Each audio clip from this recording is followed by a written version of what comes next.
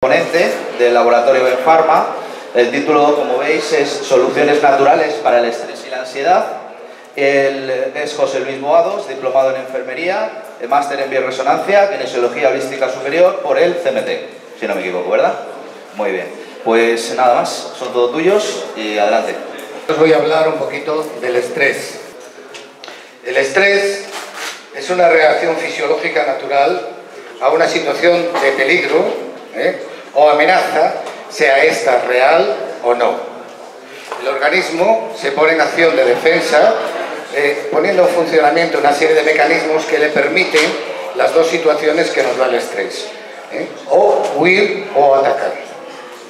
Luego veremos que hay una tercera situación que también se puede dar.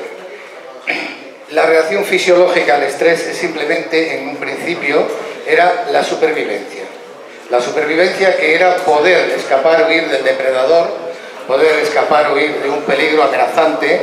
El hecho es de que conservamos en nuestra memoria colectiva todavía aquellas amenazas. Por ejemplo, cuando oímos un ruido muy fuerte, detrás rápidamente nos volvemos y nos ponemos en tensión. Eso es la sensación de amenaza de un depredador que viene detrás. Conservamos en nuestra memoria todavía la situación de estrés en el que nuestra supervivencia estaba en juego. ¿Qué pasa? Vamos a hablar un poquito del estrés para situarnos en la historia. Entramos que Walter Cannon en 1920 fue la que definió lo que nosotros llamamos el estrés como respuesta de lucha o huida, fight or flight. En 1907 a 1982 Selye fue el que definió el síndrome de adaptación al estrés. Síndrome de adaptación al estrés con 4 etapas que luego veremos. Y luego Thomas Holmes y Richard Wright, adaptándose a nuestra sociedad moderna, con unas tablas, que eran unas tablas de lo que son puntuación de hechos estresores. Puntuación de hechos estresores, que son hechos que suceden en nuestra vida cotidiana, ya actual, y que nos producen un grado de estrés seguido de un grado de ansiedad. Según esta tabla, nosotros podemos situarnos en unos grados de estrés y saber qué nivel de estrés tenemos. Bruce McQueen, en el 2000, definió el estrés, aquí esto es importante, como una amenaza real o supuesta a la integridad fisiológica o psicológica de un individuo y que resulta en una respuesta física primero y conductual después. ¿Qué quiere decir? Que nosotros reaccionamos ante situaciones de estrés ante una amenaza vital. ¿Qué consideramos amenaza vital? No solo las amenazas que van contra la parte física, sino contra la supervivencia de nosotros como individuos reales. Una situación en una relación social, una situación en un medio ambiente laboral que es venida abajo o menospreciada o menoscabada, es una amenaza a mi vida. Yo dejo de ser aquel que soy en la sociedad para ser de menos, y eso se considera una amenaza. Por eso nos sentimos amenazados cuando nuestro jefe nos dice, oye, que tienes que hacer esto y tal, porque está amenazando nuestra posición, y eso para nosotros es supervivencia. De ahí viene que diga fisiológica o psicológica. Depende de lo que yo entienda por mi supervivencia personal, voy a tener una situación de estrés. Mucho cuidado, que puede haber gente que está viviendo una vida bastante cómoda económicamente y sin embargo su posición social está siendo amenazada y puede tener unos niveles muy altos de estrés. Debemos tener en consideración eso, como la persona de la vida. La idiosincrasia personal es fundamental. Bien, ¿qué es estrés? El estrés, ante todo, nos permite responder a una situación nueva percibida como amenaza o perturbación por el organismo, la cual no tiene por qué ser perjudicial. El estrés, por ejemplo, para mí supone ahora mismo tener que estar dando esta charla, tener que estar hablando, o sea, ser el relator de una conferencia sobre el estrés. Para mí esto es un estrés, pero no es negativo, es positivo, porque pone en funcionamiento mi sistema orgánico para responder a una situación de sobrecarga de trabajo. Vale, la respuesta del organismo a esta agresión o situación de tensión moviliza todos los sistemas, sistema nervioso central, sistema nervioso vegetativo y sistema hormonal. Todos los sistemas empiezan a funcionar al unísono. Esta situación de todos estos sistemas nos permite huir o atacar. resolver el tema, como es el caso de que yo he terminado haciendo la presentación, o huir, ponerme malito y decir que no puedo venir a dar la conferencia. Vale. Entonces, dentro de la ansiedad, tenemos también del estrés, tenemos un estado que se genera generalmente posterior al estrés, que es la ansiedad. La ansiedad es un estado mental que se caracteriza por una gran inquietud, intensa excitación y una extrema inseguridad. La angustia es la que acompaña a algunas enfermedades, como son ciertas neurosis. Tener en cuenta que muchas de las patologías que tenemos, por ejemplo, que están metidas en un cajón desastre, como puede ser la fibromialgia, como puede ser algunas enfermedades crónicas, llevan un cierto grado de ansiedad que tenemos que tener en consideración a la hora de enfrentar a estos pacientes. Nunca olvidemos ese punto. Manifiesta síntomas similares al estrés, pero es más una emoción asociada, anticipatoria a los acontecimientos. Es anticipatoria a los acontecimientos. ¿Qué quiere decir? Yo me imagino lo que puede pasar, lo que me puede suceder, y estoy reaccionando a esa posibilidad, no a la situación real en la que estoy. Y aparece incluso cuando no hay peligro. Todos hemos visto los casos de ansiedad. Tengo una molestia aquí, a ver si me va a estar dando un infarto, seguro que me da un infarto, ya verás tú, esto va a ser un infarto y tal, y eso hace un círculo vicioso que se retroalimenta. Eso es la ansiedad. La ansiedad, estamos hablando como la ansiedad como también subsiguiente a una situación de estrés no resuelta. Y puede haber ansiedad sin peligro o sin amenaza real. Aquí estamos hablando, porque es el tema, de una ansiedad subsiguiente al estrés. El estrés, a mí, cuando yo no soy capaz de responder a una situación de estrés de una manera sana y adecuada, lo que hago es un estado de ansiedad. Empiezo a hacer situaciones anticipatorias y empiezo a generar el círculo de la ansiedad, lo cual alimenta más mi estrés y mi incapacidad de responder adecuadamente a la situación de estrés. Bueno, como hablábamos antes, Hansellier, en 1907-1982, con lo que vivió, definió el síndrome general de adaptación y definió 3 fases. La fase del alarma, todas las defensas se movilizan, empezamos a respirar rápido, tenemos taquicardia, hay una vasodilatación para conseguir aportar más sangre a los músculos, se pone en funcionamiento la glucosa, el glucógeno empieza a funcionar, nos ponemos en disposición de huir o de luchar. Fase de resistencia, es la capacidad de adaptarse a ese elemento estresante, que quiere decir que yo durante ese tiempo tengo que regular esa situación y tengo que mantenerme el organismo funcionando de una determinada manera. La tercera fase, que sería la fase del agotamiento, el organismo, aquí nos vemos superados por la situación de estrés y entonces solo nos queda la situación de abandono. Aquí es cuando empieza, que lo veremos después, la situación de la depresión, que suele ser subsiguiente a los estados de estrés importantes. ¿Por qué? Porque el sistema está agotado, el sistema no responde, el sujeto se hace pasivo y se deja hacer. Estas son las fases de la ansiedad, por decir, del estrés. Y aquí es cuando empiezan todos los trastornos debidos al estrés. Ya veremos. ¿Cuáles son los síntomas? Hay muchos más, He puesto aquí unos cuantos que nos pueden ser orientativos, pero hay muchos más síntomas del estrés. Cansancio, agotamiento, tensión muscular, trastornos digestivos, ansiedad, insomnio, sensación de frío, manos sudorosas, aumento o pérdida de apetito, presión en dientes y mandíbulas, el bruxismo. El bruxismo es un síntoma muy claro de estrés. Como todos estamos viendo, cada vez que vemos un paciente, casi todos tienen bruxismo. Todas las personas que tienen estrés, todas tienen bruxismo. Aprietan los dientes de noche. Están con esa tensión nocturna, porque el cerebro no para. Incremento del uso de alcohol y otras drogas, o sea, hábitos insanos. Y sobre todo también hay unas alteraciones cardíacas, como puede ser aumento de la agregación plaquetaria, vasodilatación, etcétera, etcétera. Tenemos, por ejemplo, el estrés y la ansiedad. ¿Cómo se produce el estrés?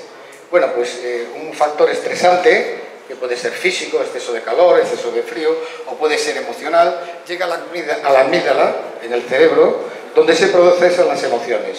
Y de la amígdala lo va a pasar al hipotálamo.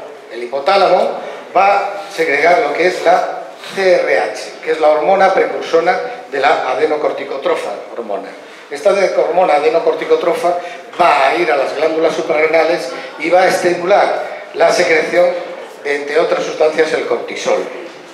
Glucocorticoides, lo veremos después en la siguiente, va a estimular en la médula suprarrenal la adrenalina y noradrenalina para la lucha, para controlar la función muscular y el sistema osteoarticular para que podamos correr y huir, y por otro lado va a estimular la corteza con los corticosteroides y glucocorticoides, que van a dar una respuesta al estrés.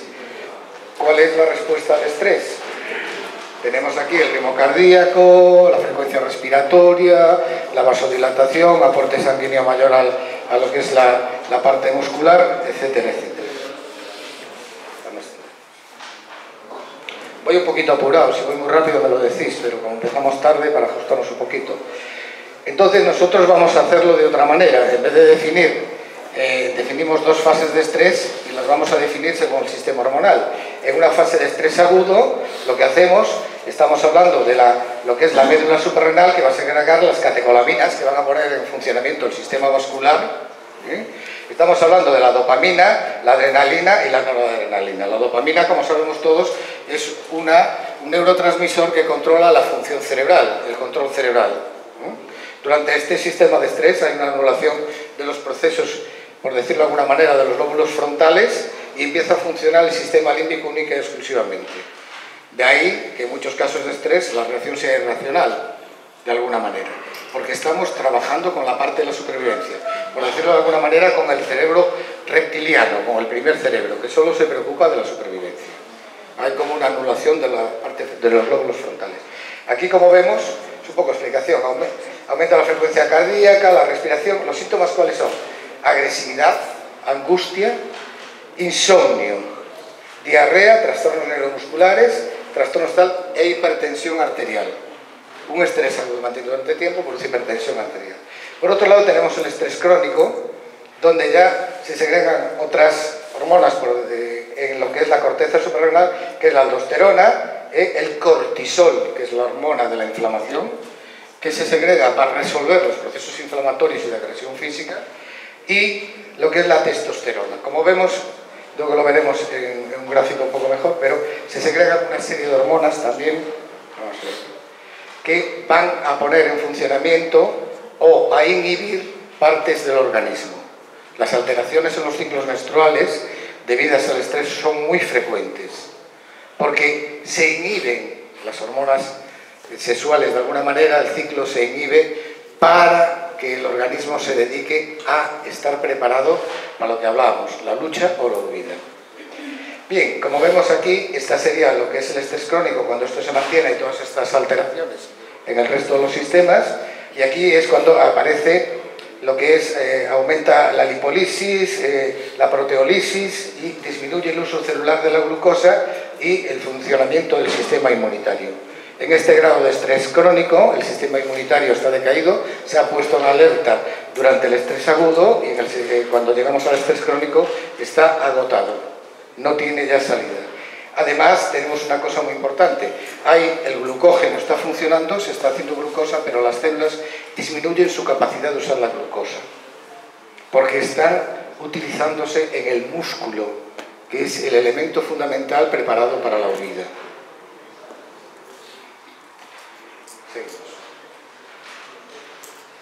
Bien, en el estrés, como hablábamos hace un ratito, tenemos dos tipos de estrés, que es el euestrés, el estrés bueno, el que nos impulsa, el que nos hace, que nos motiva, esa sensación de ansiedad por acabar cosas que tenemos que hacer, estoy haciendo un trabajo que bien me está saliendo y tal.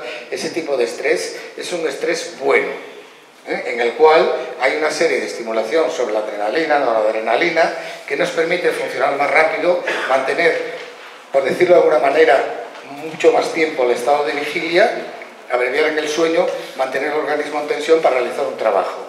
Acabado el organismo vuelve a recuperar su funcionalidad, el sistema nervioso neurovegetativo inicia su preparación y volvemos a un estado de homeostasis. Eso sería el euestrés. El estrés malo o distrés es el que genera ansiedad y depresión. Es aquel estrés mantenido en el tiempo que es incapaz de controlar. El organismo se abandona, se deja llevar y entra en una pasividad.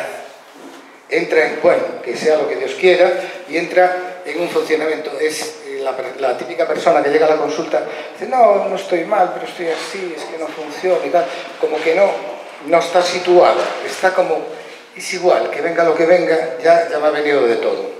Y normalmente viene con un estado de ansiedad y algunos con depresión. Eso hay que mirar porque muchas veces es un estrés mantenido en el tiempo por una situación que, como hemos visto hoy en la actualidad, puede ser real o no. Puede ser física, puede ser psicológica. El estrés agudo, como vemos aquí, en un resumen, estimula el sistema inmunitario y aumenta el metabolismo, tanto la lipólisis como la proteólisis. Es importante para luego hablar del tratamiento. El estrés crónico disminuye la respuesta inmunitaria y el aumento de cortisol influye en el apetito. El aumento de cortisol, es la hormona de la inflamación, todos lo sabemos, influye en el apetito. O sea, puede darnos una sensación de necesidad de comer más para superar esa agresión, para hacernos fuertes, porque nos parece que no tenemos energía, o comer menos para ahorrar en el sistema y tener el sistema en funcionamiento continuo. De aquí pongo el síndrome metabólico, porque muchos síndromes, el síndrome metabólico, muchos de ellos son generados por una situación de estrés mantenida a lo largo del tiempo. La persona come en exceso y no sabe por qué come en exceso. Y está comiendo en exceso por un estrés que tiene. Y no lo identifica como tal, lo identifica como una forma de vida. Es un peligro. Vale. Y después hay un envejecimiento prematuro, hay un acortamiento de los telómeros. Se ha hecho un estudio en mujeres posmenopáusicas en Estados Unidos de más o menos 293 mujeres, en las cuales se ha estudiado el estrés que subviene a esa situación fisiológica en mujeres, y a unas se les estudiaron los telómeros antes y después de situaciones estresantes como es la menopausia, y se vio que había un acortamiento. Y aquí también se vio que tratadas con omega 3, ese acortamiento, bueno, hablaremos después de ello.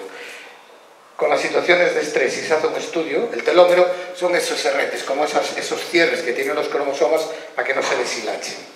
Entonces eso tiene una longitud, y cada vez que la célula se divide, su longitud se va cortando.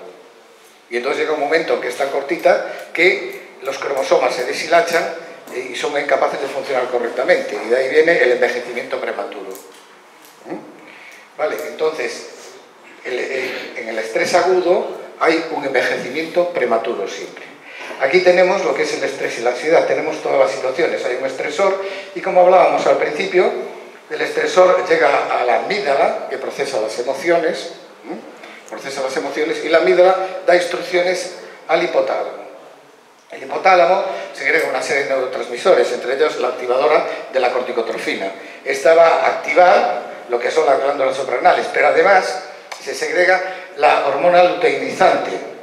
En un aumento de la hormona luteinizante va a actuar sobre lo que son las gónadas y va a actuar sobre todo el ciclo menstrual, como hablábamos antes. Por lo tanto, el estrés también va a influir en lo que son las gónadas, tanto masculinas como femeninas, ¿no? Hablamos de la prolactina, la testosterona en su momento.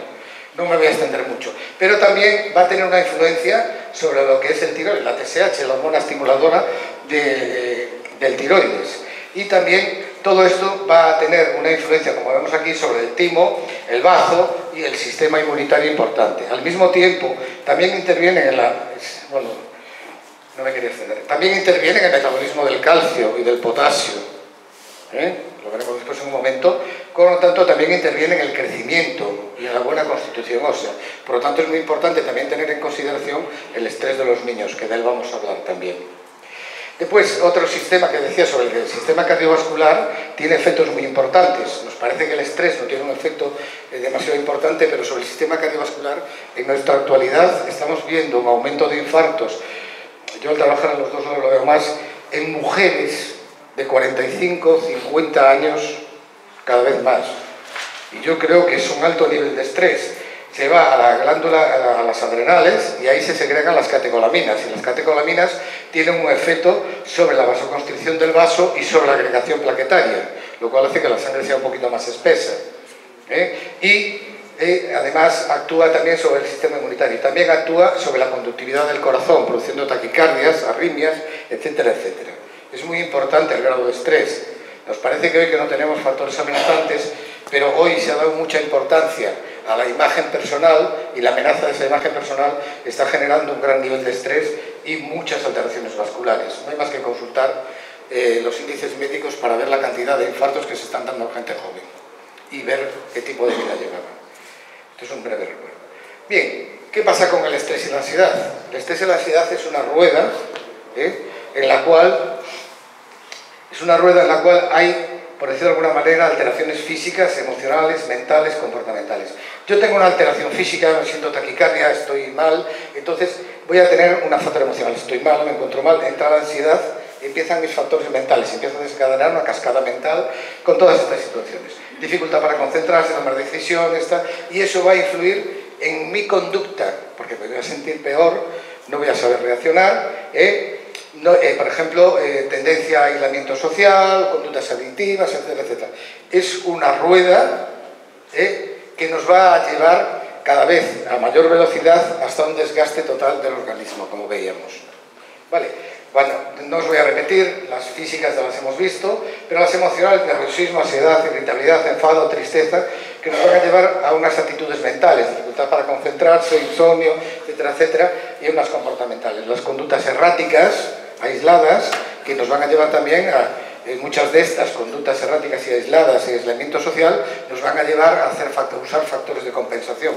Y esos factores de compensación son los malos hábitos y la drogadicción. Bien, ¿qué nos causa estrés y ansiedad hoy en día? Ya lo hemos dicho todo lo largo del rato. El exceso de trabajo, la presión en el trabajo, el ser madre, el tener que compatibilizar la vida laboral con la vida familiar, sobre todo en la mujer, es uno de los factores más importantes. Las exigencias que se está haciendo por la sociedad a la mujer, que se les hace ella misma, son uno de los factores estresantes más importantes. La ira, la rabia también, el no encajar en la vida social, el tener exámenes y una cosa muy importante, las dietas hipocalóricas. Las dietas hipocalóricas, veremos después, que son también una fuente de estrés, ya que algunos elementos que son buenos para evitar el estrés necesitan una dieta hipocalórica. Como sabemos, hay una proteólisis en todo el estrés. Si yo, aparte de tener una proteólisis, llevo una dieta muy hipercalórica, con mayor facilidad llegaré a ese nivel de estrés o de ansiedad. De hecho lo vemos, que cuando ponemos una persona con una dieta muy baja y muy en proteínas, vemos que esa persona como que se viene abajo. Esto sería lo que nos produce estrés. Y otra cosa que no está aquí, que es lo que yo llamo la imagen personal dentro de la sociedad. La imagen que yo creo que tengo y la imagen que pienso que los demás tienen que respetar y valorar en mí. Si la veo atacada, mi estrés va a ser impresionante. Bien, hablábamos del estrés. ¿Cómo se mide el estrés y la ansiedad? Esta es la tabla de Thomas Holmes y Richard Reid, que habíamos hablado, en la cual da una serie de puntuaciones a cada uno de los eventos que podemos sufrir a lo largo de nuestra vida. Y esta serie de puntuaciones, esta es la adaptada para España, más o menos, y lo que dice es que si yo tengo un estrés de una puntuación por debajo de 150, de 100 estupendo, de 150 es leve. Es una situación que, bueno, que puede pasar por debajo de 100, hasta 150. Pero si yo tengo una situación entre 150 y 300 puntos, sumando estos puntitos que están aquí, por ejemplo, la muerte de un cónyuge son 100. Si yo tengo la muerte de un cónyuge y tengo problemas legales, estoy así. ¿Entendéis? Entonces, si yo paso de 150 hasta 300, mi grado de estrés es moderado. Y de 300 en adelante, mi grado de estrés es grande, importante. Es cuestión de tener en cuenta, porque nos puede ayudar a entender un poquito cómo viene una persona. También tenemos que tener en cuenta en esto la idiosincrasia personal. Hay gente que tiene, de alguna manera, un modus vivendi determinado que le permite enfrentar situaciones de estrés con el mínimo daño posible. También hay que tenerlo en cuenta. No es una cosa que, nada, tienes 300 puntos, estás súper estresado. A lo mejor no, ¿vale? Pero es indicativo para hacer una valoración. Bien, en los niños. Tenemos que hablar de los niños. Los niños parece que son felices, que tienen tal, pero lo estamos viendo en la prensa todos los días. El entorno escolar es un entorno diferente. El niño hasta los 6 años está viviendo en el ámbito de su madre, está protegido, el mundo es todo suyo, tiene su ámbito cerrado, seguro, él pide y se le da, se le concede, es el centro, incluso compite con los hermanos como es pequeño y tiene todo su entorno. Pero de repente lo soltamos a la escuela, al entorno escolar. El entorno escolar es una primera fase de la adaptación a la vida social. Ahí ya no es el primero, ya tiene que compartir espacio, tiene que hacer unas tareas, recibe órdenes que tiene que cumplir y tiene una serie ya de obligaciones.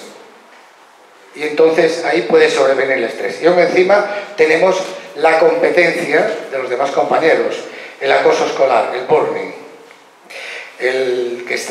No es más que una competencia, que si lo ponemos en lo que es la vida animal, es la competencia, el macho alfa que quiere mandar sobre la manada para tener ventajas sobre la comida, en este caso sería ventajas sobre jugar a, tener aquello de... Y entonces empieza lo que es el acoso escolar. Y sobre todo el miedo a fracasar, por la maldita comparación. Acordaros que sufrimos porque nos comparamos. Y el niño empieza a hacer eso en la escuela. En el entorno familiar el niño también puede sufrir estrés simplemente porque su entorno familiar no sea el adecuado. Constantes riñas, abandono, falta de interés sobre él, o un entorno familiar con una enfermedad en la familia. También puede generar estrés al niño porque le causa una inseguridad importante en su futura vida. Si no tiene quien le nutra, el niño tiene miedo a morirse, tiene miedo a no tener comida, tiene miedo a no sobrevivir. Y eso es muy gordo. Y en el entorno social, todo lo que estamos viendo todos los días, y lo que le decimos, niño, mira qué pasa esto, mira qué pasa... Yo creo que es un error. Los niños tienen que ir aprendiéndolo poco a poco y nosotros tenemos que ir quitando la importancia para que pasen esa fase, al menos hasta los 10-12 años, en que su entorno social está construido sin tantas amenazas. Mira que ponen bombas, no sacas a la calle, ¿qué pasa esto? No sacas... No sé. Generamos un estrés que luego les va a acompañar el resto de su vida, porque no van a saber vivir sin su dosis de adrenalina. El hecho es, desde que empezó el mundo a revolverse un poquito, la adicción a los deportes de riesgo. Cada vez está más en aumento, ¿no? Yo tengo que segregar adrenalina, tengo que quemar adrenalina, tengo que quemar neuronas, mis neuronas tienen que estar a 2000. Bien, el estrés y la ansiedad, muchas veces al no saber resolverlo, no conocer las soluciones, lo que nos lleva es a hábitos insanos, como puede ser el aumento del consumo que está habiendo, por ejemplo en Galicia, simplemente por ir más lejos, el 80% de las mujeres están consumiendo de forma esporádica, continua, algún tipo de ansiolítico, de tipo de benzodiazepinas, que hablaremos después.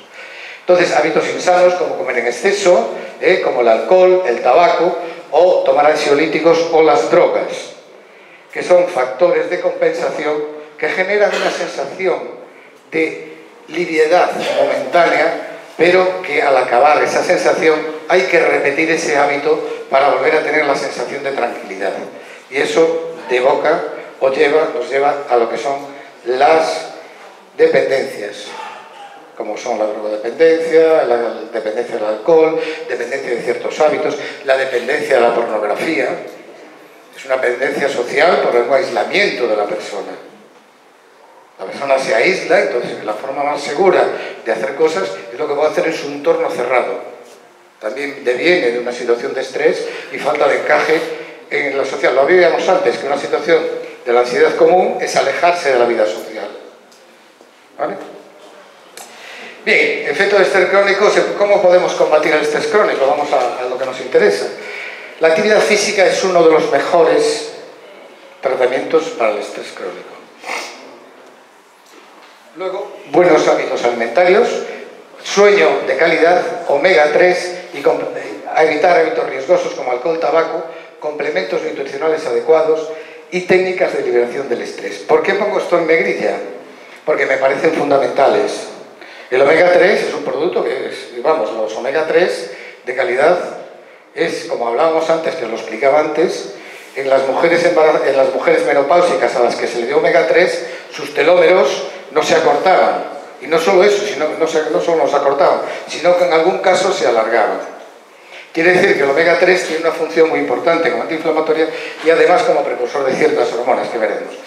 Y un sueño de calidad nos permite que nuestro sistema nervioso neurovegetativo pueda reparar nuestros órganos durante el sueño.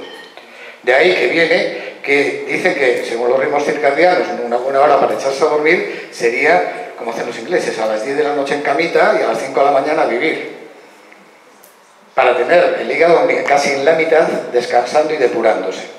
Un sueño de calidad es fundamental para que nos podamos reparar. El sueño, la cama, es nuestro taller de reparación, de recambios.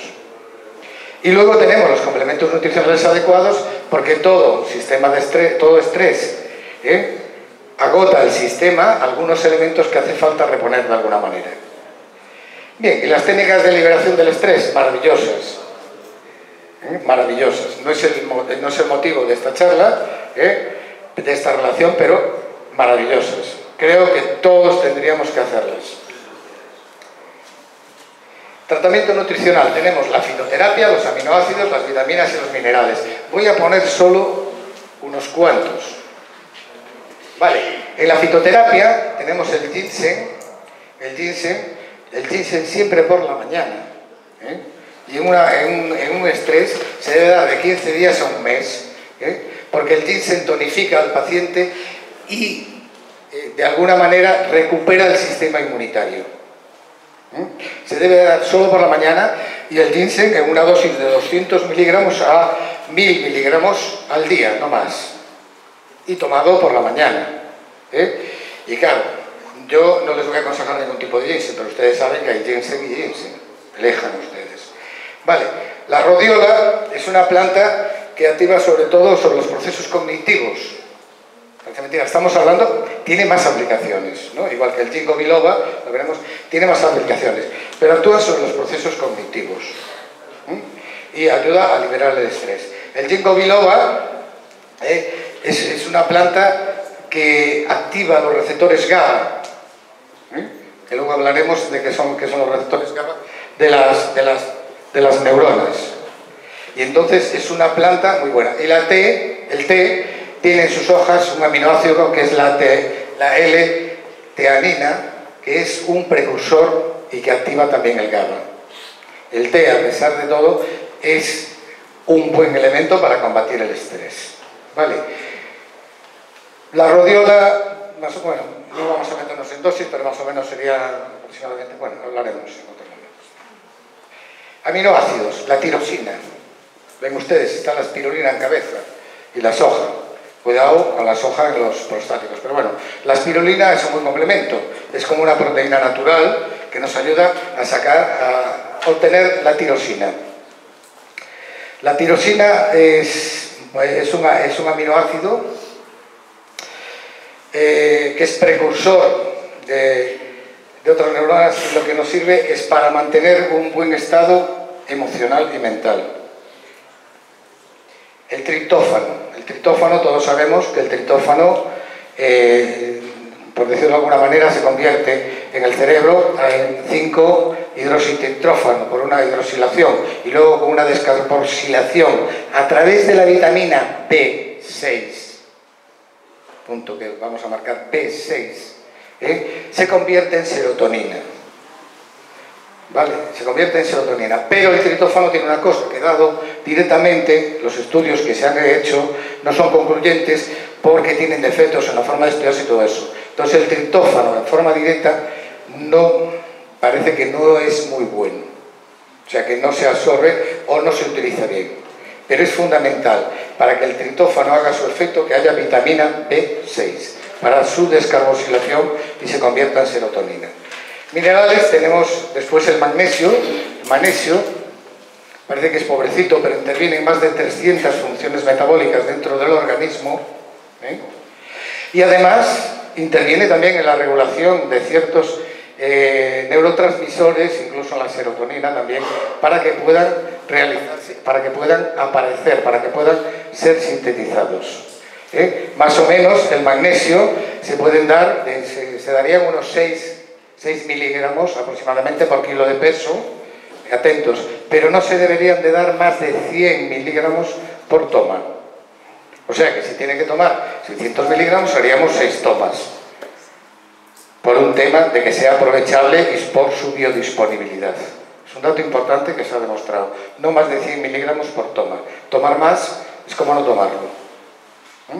Si ustedes le dan 100 miligramos por toma, en las tomas que haga falta, se va a absorber ese magnesio, va a ser utilizado. Si no, lo que está de sobra se expulsa.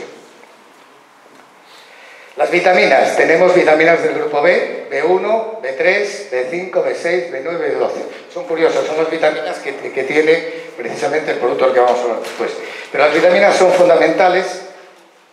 Y la vitamina C. Las vitaminas del grupo B, como hemos visto, la vitamina B6, junto con la B3 y la B9, intervienen en la síntesis de la serotonina.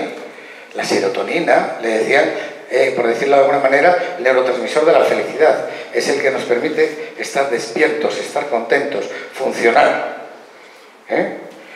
Son las precursoras. La vitamina B12 es una vitamina que sirve para coordinar la función cerebral y del sistema nervioso, interviniendo en la nutrición junto con la vitamina B1, que trabaja también sobre los procesos cognitivos y del cerebro, facilitando el funcionamiento correcto de la conexión neuronal. La vitamina C, la perdida, ha tenido un boom ahí atrás, y yo sigo diciendo que es muy importante. La vitamina C mantiene el sistema inmunitario correcto y grandes dosis, o sea, y dosis adecuadas de vitamina C en el sistema lo que nos permiten es controlar el estrés, ya que van a trabajar sobre el deterioro del sistema inmunitario y al mismo tiempo sobre el deterioro del sistema orgánico. Interviene también en el funcionamiento de muchas hormonas. Hablábamos de la actividad física. La actividad física en cuanto al estrés, estudios han demostrado este cuadro que tenemos aquí. Tenemos lo que es la euforia o estrés y el malestar o distrés. El estrés bueno y el estrés malo. Si nosotros tenemos una euforia o un estrés que estamos muy contentos y hacemos una actividad física, hay una secreción muy alta de adrenalina y no se segrega cortisol, se inhibe el cortisol. Es bueno, porque el cortisol es una hormona que hace trabajar mucho el organismo. Entonces, si yo tengo una euforia o estrés y estoy pasivo, relajado, tranquilo, no segrego adrenalina, pero tampoco segrego cortisol. Sigo segregando una dosis normal de cortisol para solucionar los procesos sísticos que haya en el organismo. Pero si yo tengo un malestar de estrés y no hago ejercicio, mi cortisol está muy alto y mi adrenalina alta, pero no tanto.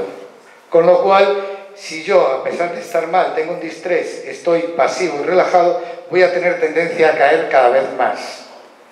Porque voy a segregar muy poca adrenalina y mucho cortisol. Voy a estar agotando el sistema. Pero si yo hago ejercicio, mi cortisol baja y sube la adrenalina, con lo cual voy a estar más activo. La recomendación de hacer ejercicio físico a todos los pacientes que tengan estrés, que sea pasear, que sea lo que sea, es fundamental. Ustedes ven, por ejemplo, yo soy de Coruña, y en La Coruña le llamamos al paseo marítimo la milla del colesterol y la milla del estrés. Porque toda persona que está triste, no, vete a pasear por el mar y tal. Y entre los iones positivos del romper de las olas y eso, vuelven las personas como rosas encantadas. Es importante el ejercicio para controlar el estrés y la ansiedad. Cualquier persona ansiosa hay que quitarla de su enclaustración en sí misma, de su cierre a la relación social. Hay que sacarla afuera. Bien, el tratamiento farmacológico habitual de la alopatía es basado en las benzodiazepinas. Las benzodiazepinas, tenemos aquí las fundamentales, el diazepam, que es el Valium con una M, el bromazepam, que es el Esatin, y el lorazepam. Son todas benzodiazepinas y de benzodiazepinas que lo que hacen es actuar sobre los receptores GABA. Lo veremos ahora. Pero actúan como una droga, porque generan dependencia y taquifilasia. La taquifilasia es que yo cada vez voy a necesitar más dosis para tener los mismos efectos. Y eso es como la pescadilla que se muerde la cola. Yo tengo dependencia porque necesito eso para sentirme bien. Pero además, el efecto de taquifilasia hace que yo vaya aumentando la dosis, con lo cual voy a necesitar más dosis, más veces, y voy a aumentar cada vez más la dependencia de la droga. Los efectos secundarios: somnolencia, problemas de memoria y alteraciones de la libido. Eso, por supuesto. Todos estos son habituales, directos y frecuentísimos. Y como vemos, como os he dicho, que hay muchísimas mujeres que llegan allí con un problema de una ansiedad leve y para quitársela de encima, el señor médico coge y le dice, nada, tranquila, va, lorazepam. Si ahora ustedes salen a la calle y van testando a las mujeres y dicen, habla usted el bolso y tal, encontraríamos así, de lorazepam y lesatin, así. Es la primera, pero ya no solo mujeres de 35, 40, 50 años, si estamos hablando de mujeres de 18 años. Es que tengo una guerra. Bueno, qué bonito, ¿no? Así, fijaros, está sentada, está sentada y está durmiendo. Qué cara de felicidad, ¿no? Se empezaron a preguntar muchos por qué los bebés dormían tan felizmente. Porque tenían ese sueño tan relajado, tan plácido, que se quedan dormidos de cualquier manera y están fofos, están flojitos. Entonces dicen, ay, cómo me gustaría dormir como un bebé.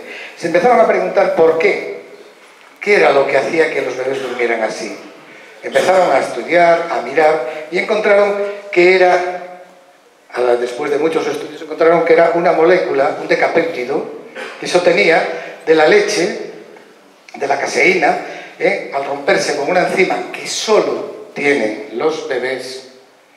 Sabéis que el patrón enzimático va cambiando con la edad, que solo tienen los bebés, conseguían un decapéptido de una cadena de 10 aminoácidos que era específica y concreta y se le llama el lactium. Ese decapéptido es el que hacía dormir a los bebés. Y curiosamente, cuando se estudió ese decapéptido, el lactium, se encontró que era muy parecido a las benzodiazepinas, porque sus anillos alifáticos, que eran los que se unen a los receptores GABA, son muy similares, con lo cual se van a acoplar a los receptores GABA. Luego veremos que hay una pequeña diferencia, porque si se acoplan a los receptores GABA podríamos pensar que hacen el mismo efecto que las benzodiazepinas. Bien, pero es que hay dos tipos de receptores GABA. Unos que son más afines por las benzodiazepinas y otros receptores que son más afines por lo que es el lactium. Con lo cual, aquellos receptores, el grupo A, que son afines por las benzodiazepinas, causan somnolencia, impotencia, etcétera, etcétera. Y los otros no. Entonces el lactium se acopla a los receptores. Entonces, en el caso de receptores GABA, los efectos son sedación y tolerancia y regulación de la ansiedad. La sedación, sobre todo, lo importante es la regulación de la ansiedad. Vamos a verlo aquí. Dos tipos de receptores GABA dentro de lo que son los receptores neuronales. Tenemos el GABA A, como veis aquí, tenemos los GABA A y los GABA A, las GABA B. Entonces está acoplado a proteínas. En el GABA A es donde se unen los barbitúricos, las benzodiazepinas y las dibenzodiazepinas. Y entonces estos son los que producen, como ven ustedes aquí, y hay muchos, producen alteraciones en el canal del cloro, que bueno, no vamos a entrar en la bioquímica, pero lo que hacen es que producen mucha sedación. Producen no una relajación de la neurona, sino una paralización, un bloqueo. De ahí que cuando alguien se toma las benzodiazepinas se queda, no está relajado, está parado, está bloqueado.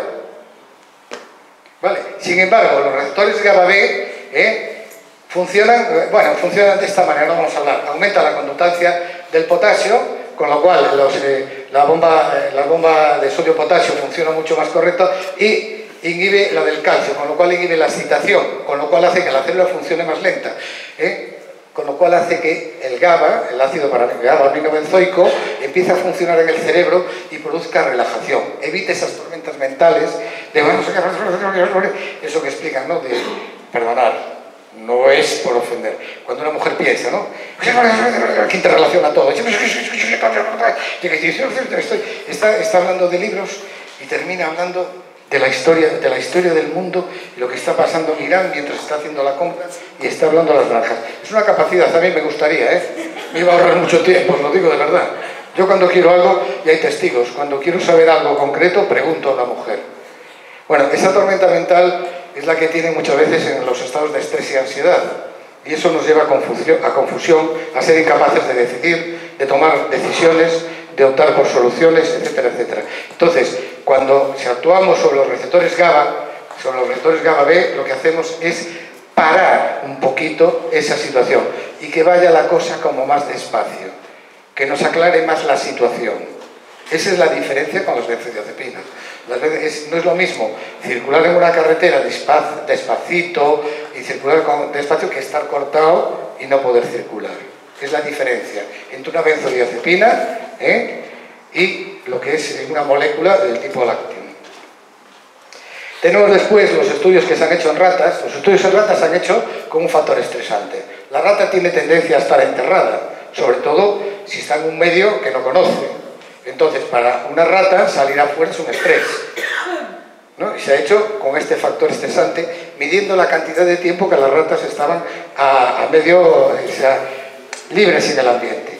Entonces se encontró que la administración oral, no nos vamos a enrollar mucho en esto, de 15 miligramos de lácteo mostró un efecto ansiolítico equivalente a la administración de 3 miligramos kilo de diazepam. O sea, tiene una función igual que el diazepam, pero sin los efectos secundarios que hablábamos. ¿Vale?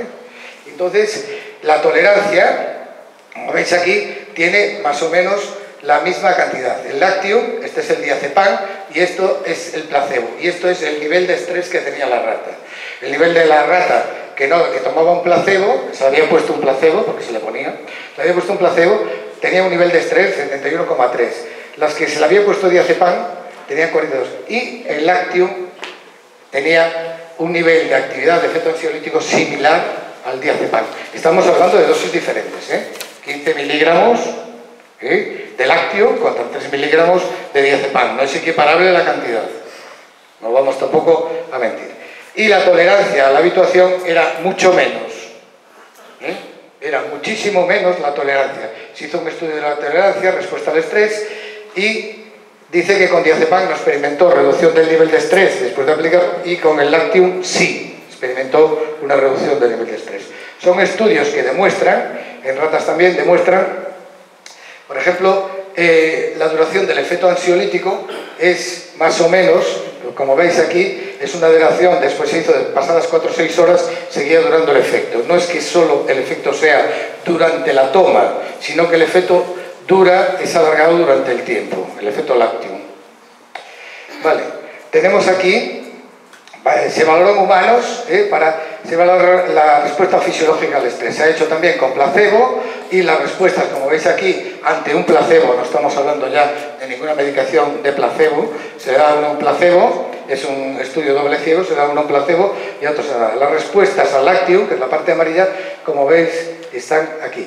Y se midió la respuesta al estrés midiendo la secreción de ACTH en los pacientes y de cortisol, porque la hormona estimuladora de la corticotrofina no se puede medir, pero sí la hormona corticotrofa y el cortisol. Se medía el cortisol y la hormona corticotrofa en sangre y se vio que tenían una reducción y un efecto calmante y ansiolítico.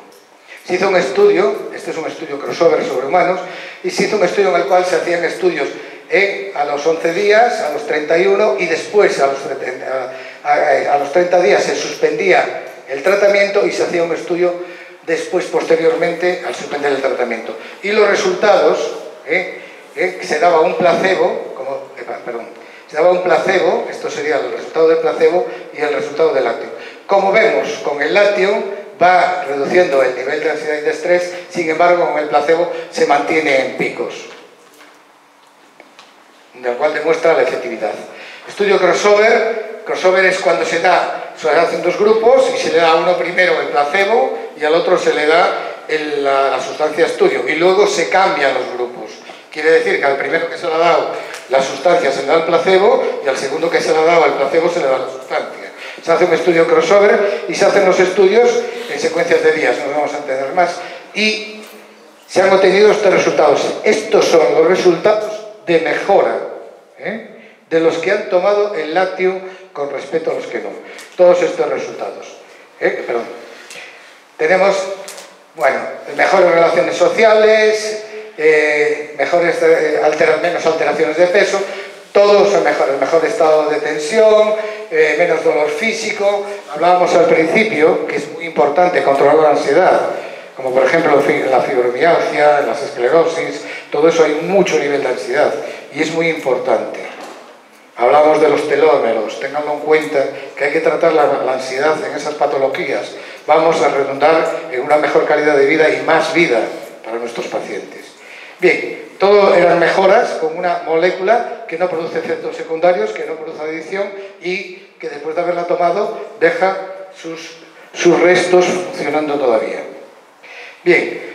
Estos son los valores, los pongo aquí para que sepan ustedes que también se miró la dosis letal 50, que es la valoración que se hace para los medicamentos, sabiendo a qué dosis es tóxica, es lo que llaman dosis letal 50, es un parámetro farmacológico para medir la toxicidad de los medicamentos o de las sustancias farmacéuticas o fitoterapéuticas.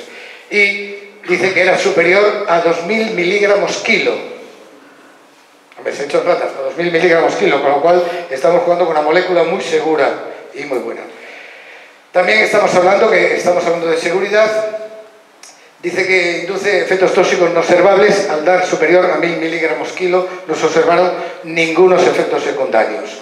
La administración durante 91 días de hasta 1000 miligramos kilo tampoco produjo ningún efecto secundario, con lo cual es una molécula muy segura. Estamos hablando de dosis que luego hablaremos más cortas. Bien, este es el producto que lleva el Lactium, es el Lactocen. Tenemos dos tipos de productos aquí, el Lactocen adultos y el Lactocen niños. El Lactocen adultos tenemos que lleva vitamina C, habíamos hablado de la vitamina C, que sirve para hacer funcionar el sistema inmunitario y como precursor de muchas hormonas y de muchas hormonas.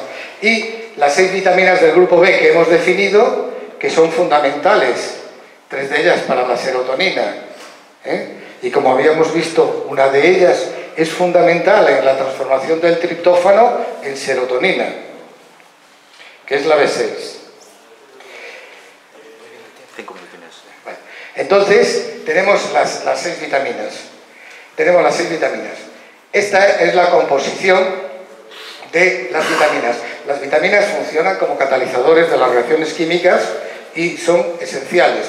Tenemos que tener en cuenta que durante el estrés perdemos mucha cantidad de vitamina B6, ya solo por el factor muscular, por el trabajo de tensión muscular, por la activación del glucógeno, de la glucogénesis a través del glucógeno. Perdemos mucha vitamina B. Entonces es importante recuperarla. No nos olvidemos nunca de la vitamina B, el complejo B, en los tratamientos del estrés. ¿Vale? Y la presentación trae 30 cápsulas. Vamos a ver, tenemos aquí 30 cápsulas. Aquí pone una cápsula al día. Yo, no sé si quitar el micrófono, pero es igual. Yo doy 2, incluso una por la mañana y una por la noche, para conseguir una buena calidad de sueño. No pasa nada y funciona. Es fundamental. Y en niños, de maravilla. Tenemos el Lactocen de niños, que aquí en este caso no lleva azúcares, es un alimento a base de lácteo y sobre todo en los niños pequeños, sobre todo aquellos cuando inician el colegio, patrón escolar o en situaciones de exámenes, cuando empiezan con sus primeros exámenes, suelen tener tendencia a dormir poco, tener un sueño inquieto o tardar en acostarse. Viene muy bien para producir ese efecto de relajación, de inducción al sueño. Y además, como hemos visto, sin unos efectos secundarios que serían producidos por lo que son las benzodiazepinas, de alguna manera. ¿Vale? ¿Qué tenemos más? Como estamos hablando de un laboratorio, yo os lo digo, tenemos los omega 3, que son importantísimos, no quiero que los olviden. Estas son las presentaciones tanto para los niños como para los adultos. Tenemos también para el sistema inmunitario, que hay que regular el sistema inmunitario, es como recuerdo. Sobre todo la vitamina C. La vitamina C es fundamental en el estrés. Sabemos que tiene muchísimas funciones, que si no, no nos daba tiempo, pero tiene muchísimas funciones. Y tenemos también la espirulina. ¿Se acuerdan de la tirosina? Que es un medidor, es fundamental, la tirosina. Bueno, pues con la espirulina, que es, por decirlo de alguna manera, la proteína vegetal más directa que tenemos, también podemos utilizarla para conseguir proteínas y tirosina. Para aquellos que tengan pérdida de memoria, el NOT4, esto lo utilizo yo de vez en cuando estoy muy estresado, el NOT4 y la maca para aquellos que para el vigor sexual o de alguna manera tengan esa impotencia o esa desgana para salir un poco la energía. Bien, no se olviden nunca, también sobre todo el magnesio, es un gran mineral. El magnesio, como mejor se absorbe es el más caro, pero como mejor se absorbe es como el gliconato de magnesio. pero lo podemos coger en citrato o en óxido de magnesio. Ahí ya jugamos un poquito con el papel laxante del magnesio, ¿no? El glicolato no suele producir laxación, no suele tener efecto laxante, tanto el óxido como el citrato, un poquito, pero funciona, cualquiera de ellos. Es importante el magnesio. Perdemos mucho magnesio porque es un mediador ya lo hemos dicho, en más de 300 reacciones químicas, entonces se agota mucho. Entonces no está de más tomar magnesio. El magnesio en pequeñas cantidades, 6 miligramos kilo día, no más de 100, es fundamental en la situación de estrés o de trabajo físico en exceso o de cualquier patología que vaya sobre el sistema osteoarticular, muscular o adelgazamiento. Y nada más, si quieren preguntar algo.